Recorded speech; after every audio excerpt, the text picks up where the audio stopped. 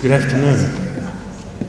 My name is Jim Cunningham. I'm Interim Minister here at St Andrews on the Terrace and Chair of the Trust for the Study of Religion and Society. So I'm in two hats saying welcome to you this afternoon. It's good to see you here on this first day of spring. I want to introduce you today to Dr. Val Webb. I've got so many things here. Val has a background in microbiology and business and teaching and art and theology and what have I missed, Val? She has a PhD in religious studies and travels and lectures. She's just been in Auckland at a progressive Christian conference on progressive spirituality, and I'm not going to say any more because I'm taking up her time now. So please welcome Val Webb from Australia.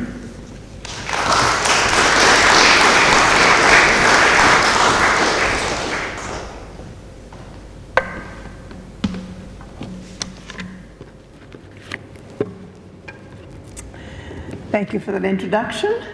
It's lovely to be here. I was here a number of years ago speaking on a faith for the 21st century, and then up in Auckland, as Jim said, just recently.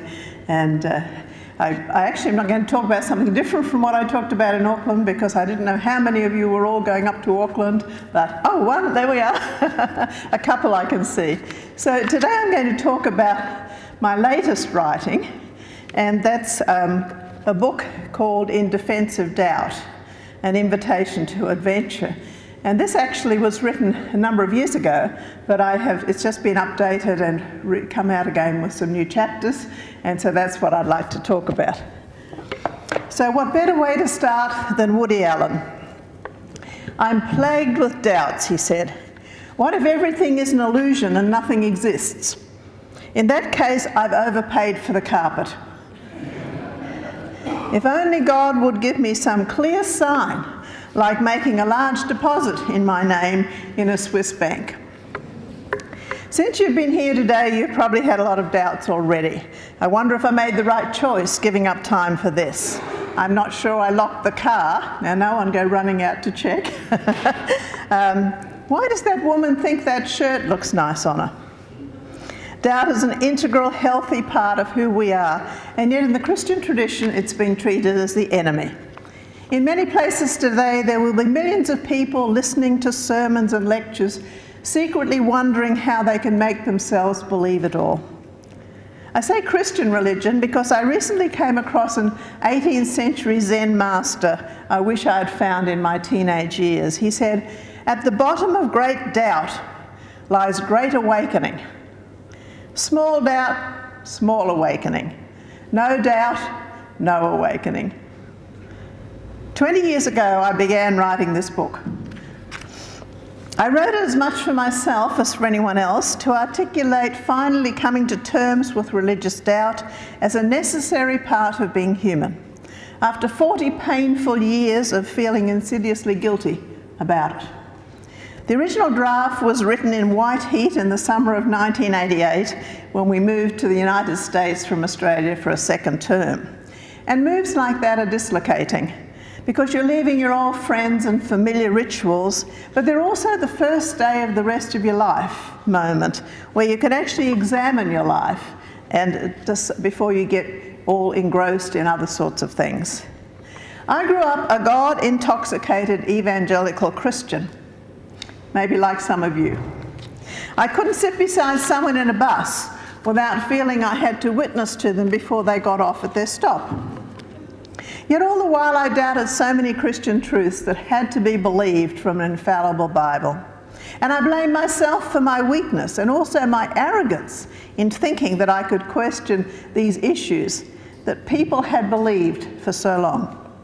In my childhood tradition, doubt was frowned upon. The more you could just believe, the more Christian you were. After a career in science and then in fine art, I went back to the university in the 1980s in Australia to do religious studies, to find answers to my questions. I decided I could no longer live with the emotional torture that my doubts created in me, and I was prepared to walk away from God and from the church should this prove necessary. When I entered my first class in New Testament studies, I was frustrated, angry, and betrayed.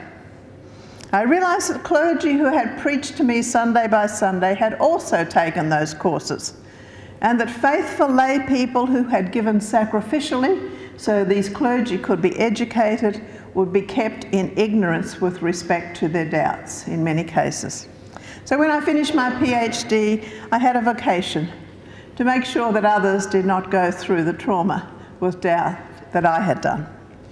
And so in this summer in 1988, I started to put down on paper what had been composting in me. That religious doubts are not negatives, but positives, as in every other area of life. They are the sand that irritates the oyster long enough to produce a pearl. It was time to pay attention to my doubts rather than shamefully hiding them and squeezing my feet into other people's certainties.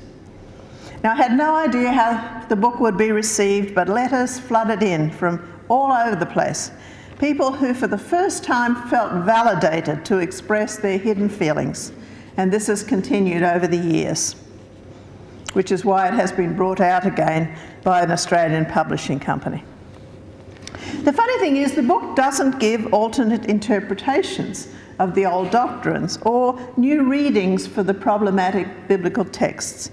It simply points out that doubt in any area of life is healthy, and it's the only way we can move from outdated, inadequate ideas to new and useful knowledge.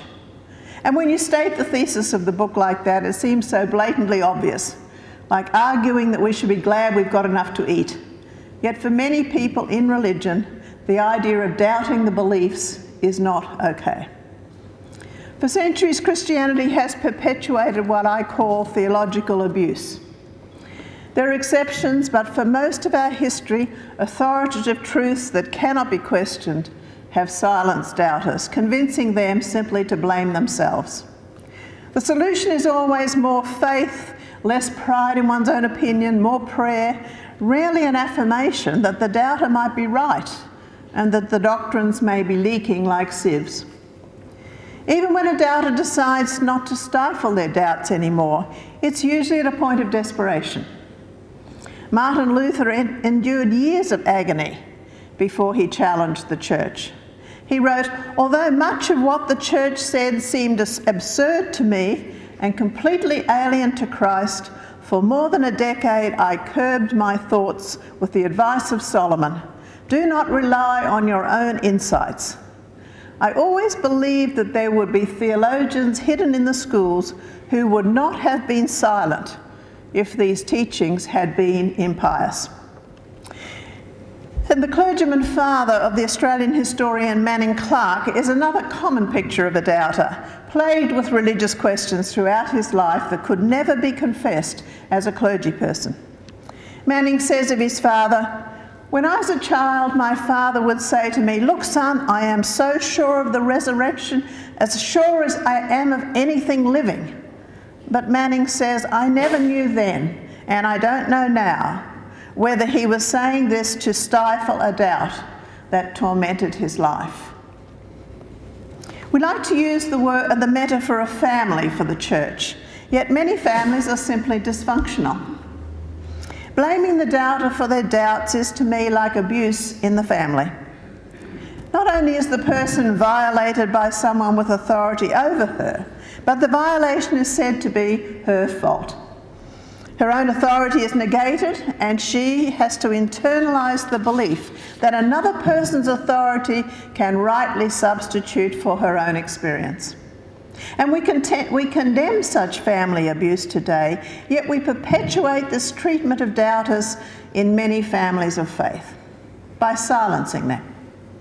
The cure is rarely to claim one's authority, but rather be more trusting of the authorities, or if all else fails, adopt a position of intellectual dishonesty, unable to believe the claims, yet blaming ourselves for the problem. No wonder so many leave churches, refusing to play this unhealthy game. The religious historian Karen Armstrong tells of smothering her doubts as a 17-year-old in a convent.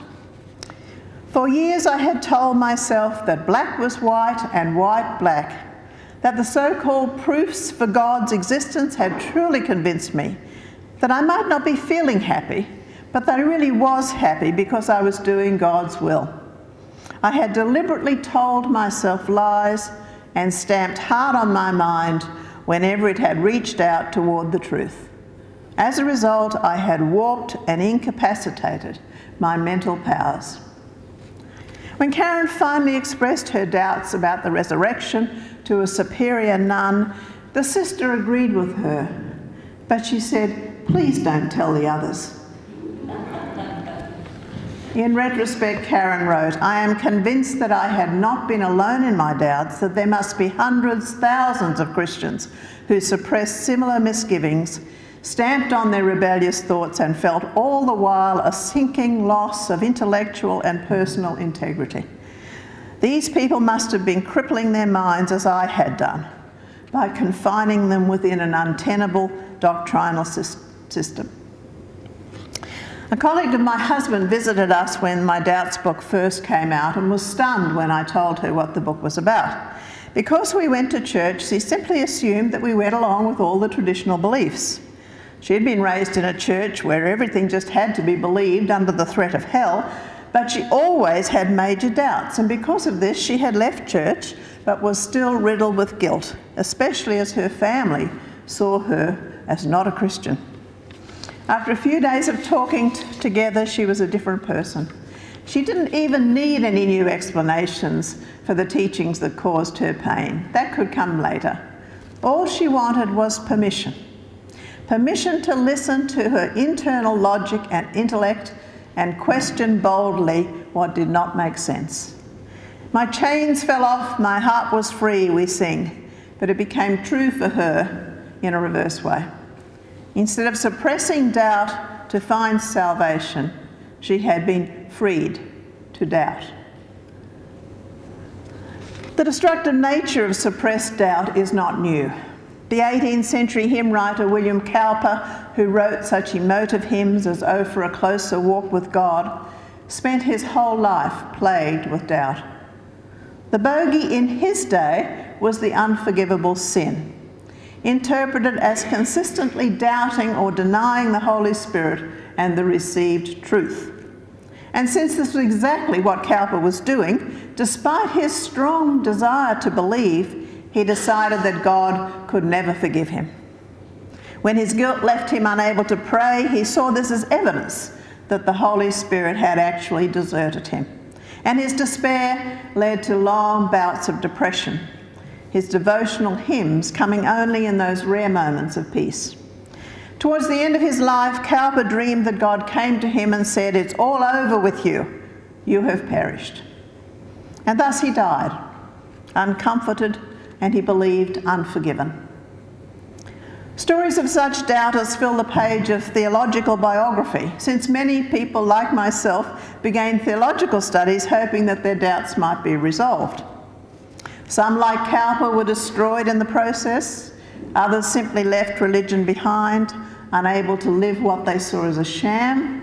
And others survived because they found a mentor who could affirm their doubts and offer them new ways to think. Theologian John Cobb, who was a child of missionary parents in Japan, writes about entering the University of Chicago. He said, "In a few months, I discovered that my understanding of Christianity melted away through an exposure to the thought of the modern world. I was appalled at how quickly my faith that I had thought so secure was undercut. I experienced what has since been called the death of God, and I felt it very much like my own spiritual death as well." This terrifying experience led Cobb to face his doubts then, rather than try and spend the next 3 years of college hammering nails, he says, into the coffin of his childhood God. He enrolled in the Divinity School, and his first professor, Charles Hartshorne, introduced him to process thinking, which made more sense than anything he had ever heard before. But not all of us are so lucky, especially when academic halls are closed to us, to most of us, and we're left to struggle within ourselves, sometimes for a lifetime, always hoping for a hint of a new way to think. You've been lucky in your experience in this church to have some wonderful mentors. Again, Karen Armstrong, when she left the convent, wrote, "I could no longer believe in the doctrines of the church, but I still longed for a sense of heightened intensity and transcendence that the convent had promised to give me." This is where many of us are today, frustrated by the unwillingness of churches to address contemporary challenges, put off by hymns, reading and liturgy, perpetuating outdated cosmology, ethics and theology, yet unwilling to forego that community of faith that has been important in our history. Catholic theologian Elizabeth Schuss de Fiorenza, when she's asked why she stays in a church that has so consistently excluded and denigrated women, says the question is wrong, because it assumes that the hierarchy and its doctrines are the church, rather than the people of God they serve. To leave, she says, is to give up our birthright and surrender the naming of God to others who will name it against women. Last month I gave a presentation at the Australian Catholic University Women's College in Sydney on the topic, "The Career and Consequences of Eve for Women, Church and Society." Now the audience were all college graduates, older women who had lived a lifetime, and they were stunned at the information that I was offering about how women had actually been named evil, deficient and in league with the devil by some of their own saints such as Augustine and Aquinas, and by various popes down history, using the Adam and Eve story. The women automatically began to share across the room their experiences, things they had long questioned in Catholic teaching but had kept to themselves. However, there was also a very high level of caution and apology in their sharing, conscious of who might be listening, including the senior nun at the head table.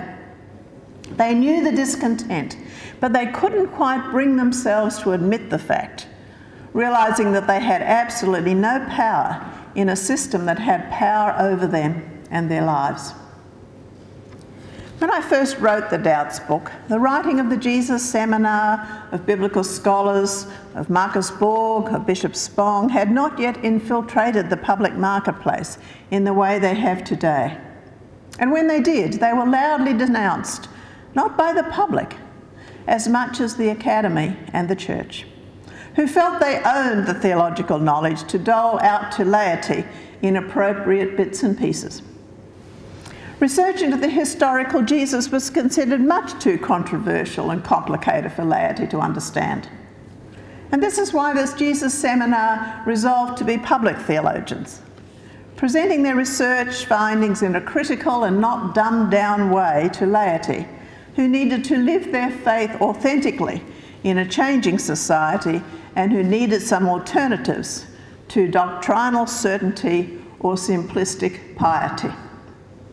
Professor Thomas Sheehan says of the Jesus Seminar, "It fights ignorance with information, hysteria with history, and in the process runs the risk of actually making religion interesting and exciting."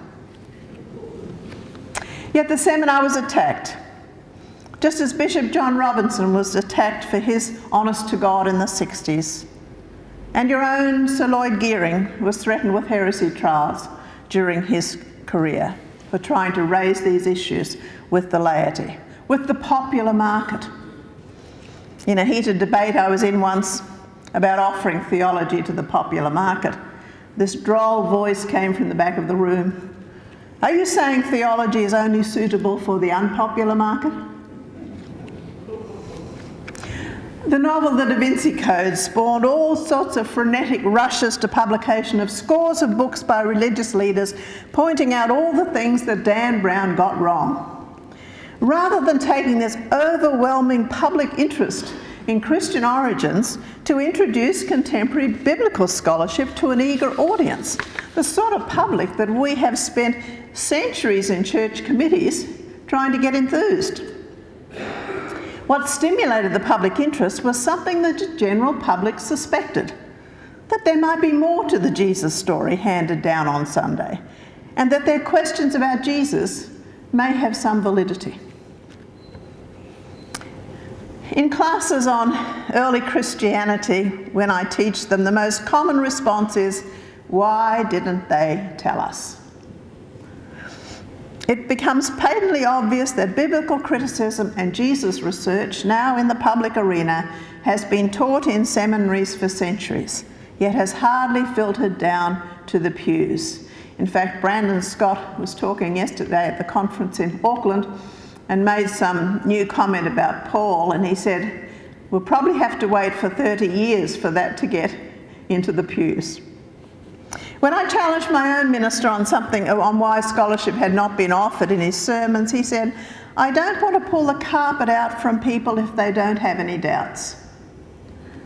Would a doctor refrain from pointing out proven negative effects of smoking to a patient just because the patient was happy with her 3-pack-a-day habit? That's a matter of life and death, and so is this for many people, if such beliefs have truncated the way they have lived. I hasten to assure my minister that many people are already sitting in the churches on bare floorboards, desperately hoping for a new carpet underneath them, or at least a promise of one. The same minister, when I completed religious studies in midlife, got collegially confidential over a cup of coffee because now I was in the club. He told me that he never really believed in the virgin birth and some other key doctrines, and I was so angry with him. I had sat in his congregation Sunday after Sunday, racked with doubts about these issues, hoping just for a hint that he might have some questions, but never a crack appeared in his traditional line. Control of the knowledge is a central problem. The stronger the truth claims made by those in authority, the harder it is to allow doubts a hearing.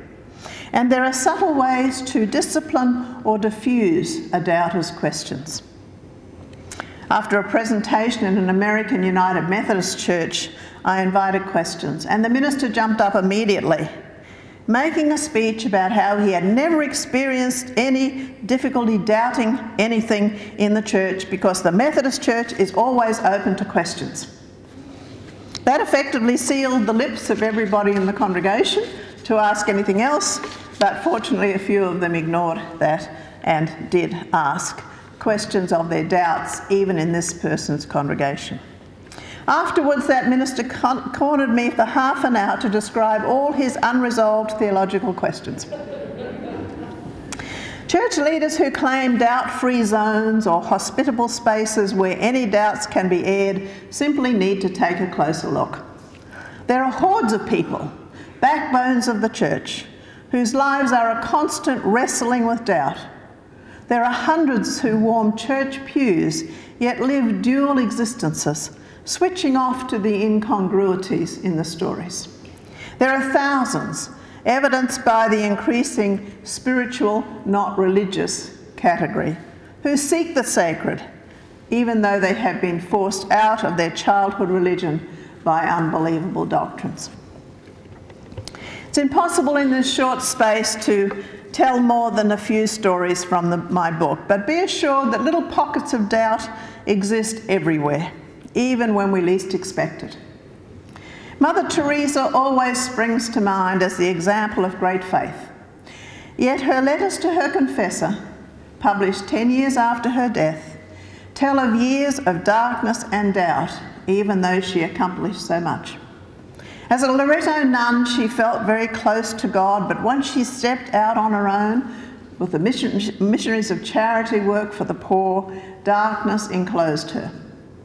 She wrote, "This terrible sense of loss, this untold darkness, this loneliness, this continual longing for God, which gives me such a pain deep down in my heart, Darkness is such that I really do not see, neither with my mind nor with my reason. The place of God in my soul is blank. There is no God for me.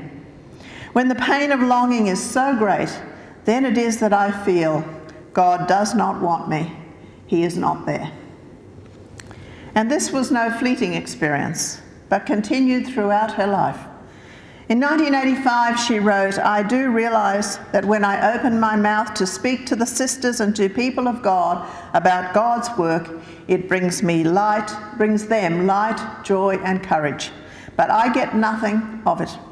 Inside it is all dark and feeling that I am totally cut off from God."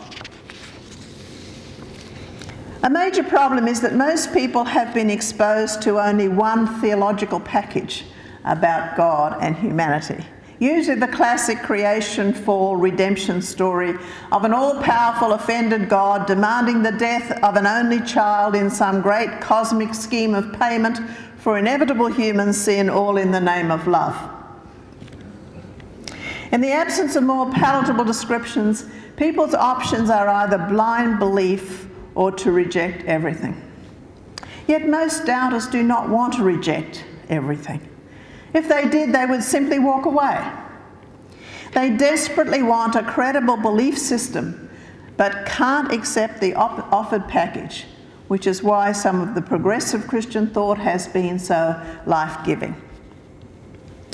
When a professor gave the final exam questions to her secretary to type, the secretary said, "Professor, do you realise these are the same questions that you sent last year?" The professor smiled. "Yes, I know, but this year I've changed the answers." That's sort of what I discovered at university. That theologians from the beginning had asked the questions that I was asking, changing the answers decade by decade as knowledge base, context and worldview and language changed. That's what theology is all about. Augustine, Calvin, Bonhoeffer, Rosemary Radford Ruther, Lloyd Gearing, Elaine Pagels, adjusting the answers so they make sense for a particular time and place. When people claim an unchanging truth for all time, I ask them why seminary takes so long. An unchanging truth would need one textbook and a few days of speed reading.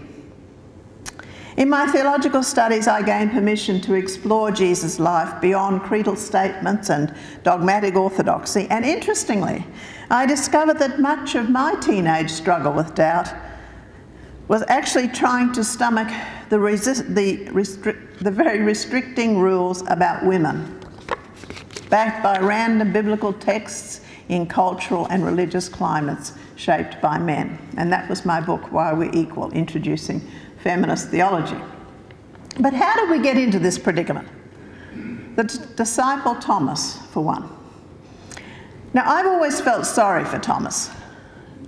Next to Judas, Thomas drew the worst press, according to the story, by keeping his options open until he saw the nail holes. Now, this stance seems entirely reasonable. And yet Peter, who denied Jesus, deserted him, didn't believe the woman about an empty tomb, became head of the church. Thomas's credentials deteriorated into a syndrome, doubting Thomas. There's, I think, something more going on here in this demotion of Thomas in church history. The story is only in John's Gospel, and it leads into the gospel thesis that these stories are written so that you may come to believe that Jesus is the Messiah.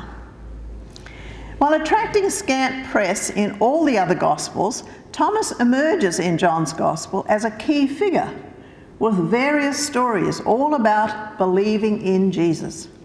Thomas insists that the disciples accompany Jesus when Lazarus dies, despite the danger. And the Gospels say that Jesus was glad that Lazarus was already dead. He actually delayed 4 days. Why? So the disciples would believe. Later, the chief priests are discussing killing Lazarus because too many people are believing in Jesus because of him. When Jesus says he's going away, Thomas asks where he's going, And Jesus says, I am the way, the truth and the life. No one comes to God but by me. Again, believing in Jesus. Why all these stories only in John and not in other Gospels? What's going on? In the Gospel of Thomas, recovered in Egypt in the mid-1900s, Jesus also asks, who do you say I am? But expands it beyond Peter. Matthew says, you're a teacher. And Thomas says, Master, my mouth is wholly incapable of saying who you are. And Jesus says, I'm not your master. You have drunk and become drunk on the same stream that I drank at. Implying that Thomas somehow had deeper understanding, Jesus reveals secrets to Thomas. And Thomas later tells the disciples, if I told you even one of the things that Jesus told me, you would pick up stones and throw them at me, and a fire would come out of the stones and burn us up. Elaine Pagels of Princeton University argues that John's Gospel was written at a similar time to the Gospel of Thomas to promote belief in Jesus, in opposition to an alternative idea, like in the Gospel of Thomas, that we could know God through our own inner divine capacity. Pagels says that John's message insisting on belief in Jesus and orthodoxy provided a foundation for a unified church, orthodoxy, whereas the Gospel of Thomas emphasises each person's individual search. Now, I'm not saying Thomas wrote the Gospel of Thomas. It came out of a community that obviously had followed the ideas of Thomas. Since Thomas, the legend also has Thomas evangelising the Parthians, northeastern Iran, and the Thomas Christians in India, the negativity that developed later around Thomas asking to see the evidence may have been simply part of a silencing of him in church history, discrediting his unorthodox teachings once orthodoxy was proclaimed, silencing the doubter. A later church legend reinforces this Thomas the doubter. And mind you, the original story of Jesus is not really about doubt. It was just saying, I want to see the evidence. A later legend says that when Thomas would not also believe that Mary was bodily assumed into heaven, she dropped her girdle on him on the way up, and his eyes were opened. Whatever the church politics around Thomas, he became the negative role model of a doubter. Unfortunately, doubt has been seen as the opposite of faith and belief. St. Francis's prayer says, where there is hatred, bring love. Where there is injury, pardon. Where there is doubt, faith. And another hymn says, drive the dark night of doubt away. And you can think of others. As long as we call doubt the opposite of faith or belief, doubt will never get a fair hearing, as the religious goal is to encourage faith and belief, and by corollary, dismiss doubt. However, the opposite of faith is to be without faith. The opposite of belief is unbelief, and neither of these are the same as doubt. And faith and belief are not the same. Faith is a response, an experience, a feeling about something. Beliefs are the humanly constructed doctrines or propositions within a tradition to explain that experience. Things to be believed. It's the difference between the question, on what do you set your heart and what do you believe? Doubt is the discrepancy between the two, when belief systems are taught that do not match our experience or intuition. Doubt points out the healthy discrepancies and nudges us to ask questions. It's possible for beliefs to collapse like a row of dominoes without us losing that experience of faith or the search. The word authority keeps coming up. We choose authorities every moment of our life, whether it's a recommendation about the best washing machine, how to fix our computer, or where to go on vacation. When it comes to religious truth, however, the authority is claimed to be God. End of discussion. But how do we know what God thinks? The easy answer would be through the Bible. But in reality, there are thousands of denominations claiming to know God's will, all reading something different from the one Bible. Anything claimed as God's will is always mediated through human minds and experiences. And even the Bible is mediated through its authors and its readers. Historically, religious authority was invested in an office, whether through ordination or charismatic claims to a hotline to God. Cult leaders, theologians and churches have long used their authority to name the truth, to silence women, the poor, different races and other religions. Taking our doubts seriously will mean examining our authorities and asking ourselves whether they need to be changed or reinterpreted. Now, this isn't simple because authorities are often our only resource, and confidence to challenge those in power doesn't come easily unless we have some authority with which to offer an alternate proposition. Not until the 60s were there enough women theologians in the university faculties to get a sufficient number to launch a corporate women's voice to doctrines that offered or argued women's subordination. I talked before of big and little doubts, and some of the biggest ones are in the areas of what we call God. I use God here as a three-letter symbol for whatever it is in our experience and understanding we think of as God.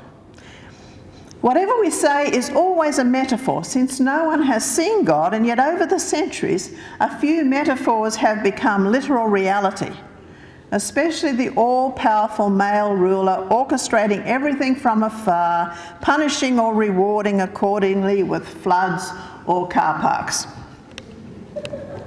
For most people, this is the only God they know, and will be quite surprised to think that there were options. Yet our images of God matter. The way we imagine God determines how we act towards God and whether we can believe in a God at all. If our 9-year-old granddaughter is abducted and murdered, any idea of a God has to be able to accommodate this dreadful experience for us. We accept so much theological gymnastics around these issues of explaining how God works because we feel we somehow have to fit dreadful events into some inerrant belief about a God of love. A Catholic woman in one of my classes had terrible guilt because she had divorced an abusive man. Her friends told her if she remarried, she would go to hell.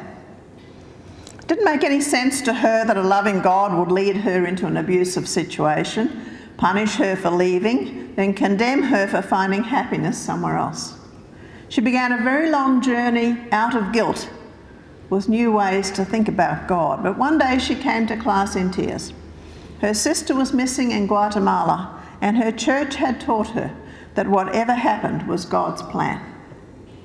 Infused with guilt from birth, the woman immediately reverted to the why questions and decided that God was punishing her for doubting her church teachings and coming to my class. We didn't see her again. The image of God is thankfully not the only dominant biblical image. I wrote the book, which Jim mentioned, like Catching Water in a Net, shining my spotlight across various religions for images of the unseen mystery. While the image of the interventionist being manipulating the world from outside evolved in Christianity, the earliest images we have are wind moving over the waters, breath breathed into clay, pillar of fire, a voice from the clouds. And the psalmist says, "Where can I go from your spirit?" Experiencing the divine presence everywhere in the known universe. And process theology talks about the divine as the initial urge within everything in the universe, exerting not a dominant power over, but an enabling power, and limited by how humans will choose to respond. In this particular model, if someone drives a car down the wrong side of the road at double the speed limit and kills someone, this is not the divine plan, but simply human foolishness. Other people have simply moved beyond any God idea at all. So what has all this to do with doubt? A lot. Our images of God matter. If our image does not make sense or explain our experiences, doubt about God will arise. And this is why I ask people which God they reject, because I probably don't believe in that God either. If God has caused problems for doubters, so has Jesus. Thanks to Jesus' research over the last few hundred years, traditional doctrines such as the virgin birth, the bodily resurrection, atonement theories and the Trinity have been re-examined, validating many doubts about the stories of a Jewish man evolving through 4 centuries into a divine saviour and part of the Godhead, his death somehow negotiating a cosmic drama. Doubts arise about Adam and Eve, simply ignored by the Hebrew Bible after Genesis 6, and it was their story, and not mentioned by Jesus except as a good relationship. But it became central to Christian doctrine's original sin and a fall, neither of which, sin or fall, are mentioned in the Jewish story. Why did Eve become the cause through which all women became the bearers of sin and evil? And how was women's subordination validated simply because Eve was created second to Adam, even though in the first Genesis story they were created together and equal from the dust? Why were certain gospel writings included in the New Testament in the 4th century and others circulating in the early church were not? And why were some passages of scripture edited out or in according to the orthodoxy of the time over the centuries? These questions can happen when people pursue their doubts. But how can we create hospitable church communities if people are allowed to doubt? Theologically hospitable communities. The basis of union of the Uniting Church in Australia was shaped in 1977 under the influence of the ecumenical movement, which is not as strong as it was at that time. The emphasis there was on conformity within one historical apostolic church. Now, a recent working group on doctrine in Australia with the Uniting Church says, there are certain central beliefs and practices which the Church Universal has decided are essential to being a Christian. They include such affirmations as that Christ is of one being with the Father, that Jesus is both fully human and fully divine, and that God is the triune one. Most of these issues were decided by the early ecumenical councils as they grappled with how best to represent the testimony of Scripture. These are 4th century councils. They have been articulated in creeds, especially the Apostles' Creed and the Nicene Creed. They also include some practices. They have to do, this document says, with the fundamental commitments which churches have in common. They set out what a person minimally needs to adhere to in order to be baptised a Christian. Were the church to decide contrary to such commitments, it would effectively place itself outside the one holy Catholic and Apostolic Church. So this is a 2009 statement from the Uniting Church. Yet many in the Uniting Church have trouble with these minimum requirements. They don't wish to say, I believe, to a creedal cosmology of a 3-tiered universe, up there and down there, rejected by today's scientific world. A virgin birth, a second coming in judgment and resurrection of the dead are no longer universally accepted by church people, and many question the explanation of the Trinity. While early church fathers grappled with the questions in their days, we need to grapple with them in our context, our education, our knowledge. In a recent Facebook discussion, one of the biblical scholars, John Squires from the Uniting Church, when he was asked if he believed in the Trinity, said it was a helpful 4th century idea, but it's not spelled out like that in the Bible, since biblical writers were not informed by the Neoplatonic worldview that formed the later creeds. Squires refers to numerous other biblical understandings of God that are not in the Trinitarian doctrine. Yet he says this one has taken hold, squeezing the life out of other expressions and limiting, even belittling, our human grasp after God. Now, Squires was attacked on Facebook, mostly by his clergy colleagues, not by engaging the arguments, but by scolding him for questioning a doctrine he promised to uphold at his ordination, for suggesting that the historical church proclamations could be passé or stifling, and for not affirming the Nicene or Apostles' Creed. The whole response was about obeying the rules rather than addressing the question. We need to consider together today who decides theological issues and which ones can or cannot change and on what grounds. And who is or who is not correctly listening to the Spirit, which is the phrase that precedes any statement in the uniting church. And what should happen to faithful members and ministers who interpret the truth differently? Can they belong to the church? I believe that doing theology is part of the life of every one of us and an activity of the whole community. The answers involve practical living and experience, far too important to be assessed by the experiences of a few theologians alone. This is not to knock academic theology, otherwise I'd be working myself out of a job. But creative transformation comes when communities bring all their experiences, their knowledge and their doubts, and they think together. Unfortunately, many church communities are not hospitable spaces for doubters. And I don't mean they don't have tea and scones. I mean inhospitable to each other on our differing theological positions. And this isn't just for the laity. Many pastors preach certainty on Sundays and weep during the week in a private desert into which their doubts have exiled them. This is the theme of a new book, Caught in the Pulpit, Leaving Belief Behind. It's a study from Tufts University. It's linked with the Clergy Project, which is a private website that provides a safe haven for religious leaders who can no longer hold their denominational beliefs and are being punished for it.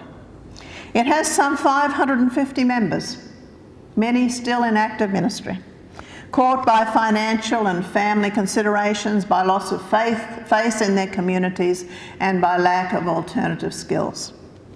In the interviews in this book, these people went into seminary as good people wanting to help others.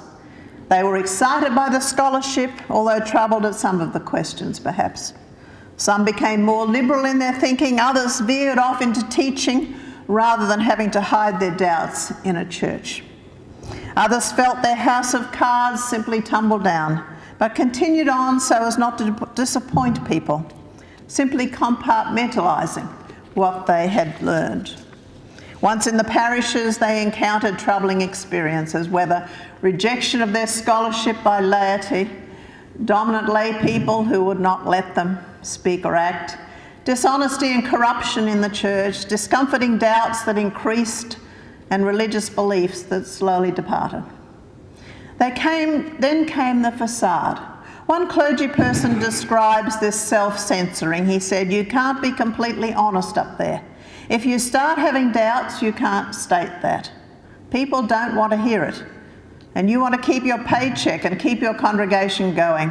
But even beyond that, there were times that I shied away from making a prophetic statement, saying things I really believed because it would just cause too much discord. The researchers don't know how widespread this is, unless they did an anonymous survey. But there's enough to warrant this safe website for clergy. And I find it ironic that it's the Richard Dawkins Foundation for Research and Science that has helped create and fund this safe haven for doubting clergy rather than the denominations in which they minister.